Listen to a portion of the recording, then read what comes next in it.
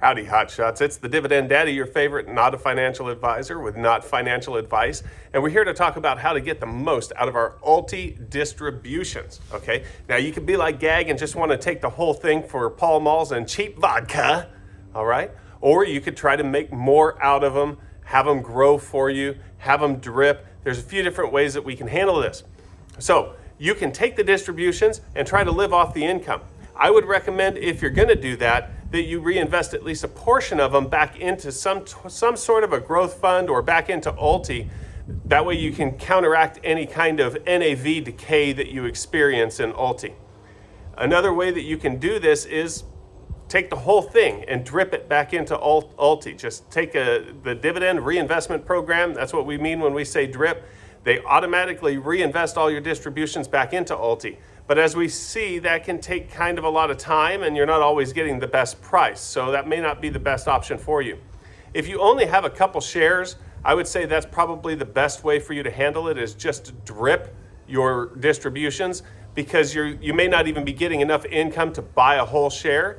And there's many brokerages that won't let you buy a fractional share of the ETF.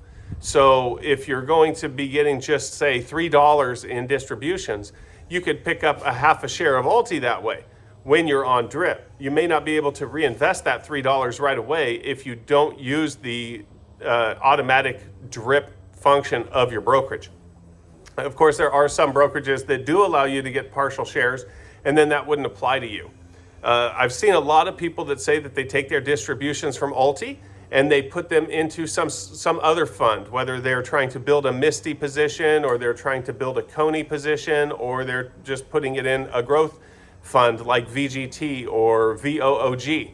That's also a good way to handle it. That's actually a pretty awesome way to diversify your portfolio, is to get these big distributions and then invest them in something else. Then there's people that are doing manual drip. And I think they have it figured out. Like initially, I didn't have enough shares that I was really worried about it. And my schedule is pretty hectic, so I didn't want to be sitting there and watching the price for the best price.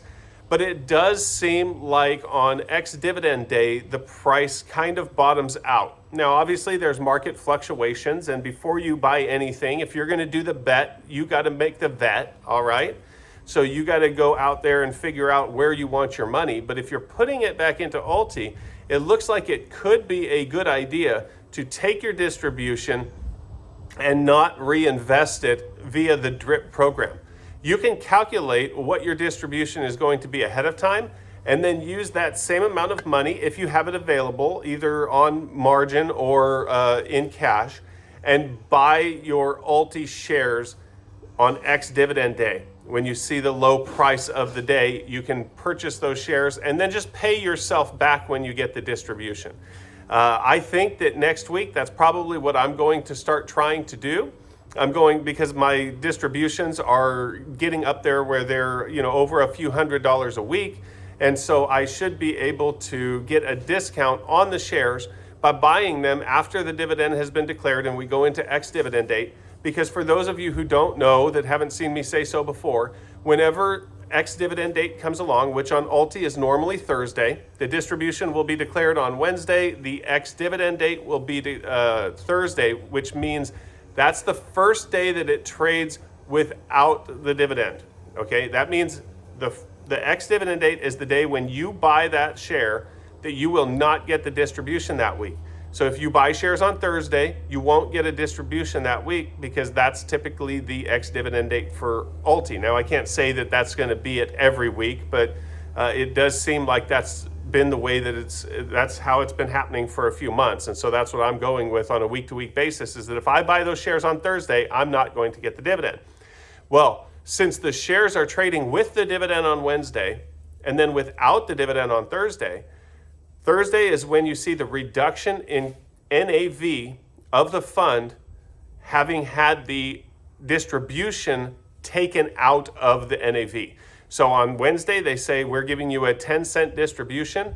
On Thursday, the fund, overnight market fluctuations could occur, but on Thursday, the fund should open up 10 cents lower, because that 10-cent distribution is taken out of the NAV of the fund. So throughout the week, they earn their options premiums. That builds the NAV of the fund. Now, obviously, the fluctuating of the value of the options that they hold and the fluctuations of the underlying stocks that they hold affects the NAV as well. But those options premiums that come in, the cash that they're getting for selling options, does build into the NAV until it's distributed on Fridays normally. So it builds into the NAV.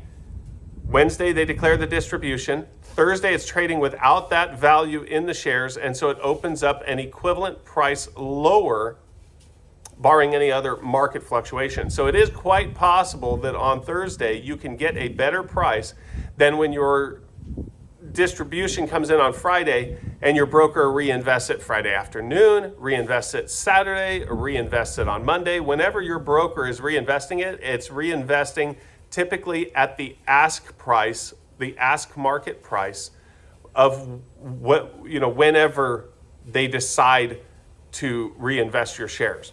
And so you can put in limit orders ahead of time and get those shares at a discount a lot of times. And so if you manually reinvest that way, you may actually wind up with more shares than you would get on drip. All right, D-Gens? So that's how I plan on handling it in the future. You just have to dedicate a little bit more time, and you have to have the flexibility of having the cash or margin available ahead of time to buy those shares and then get paid back with the distribution.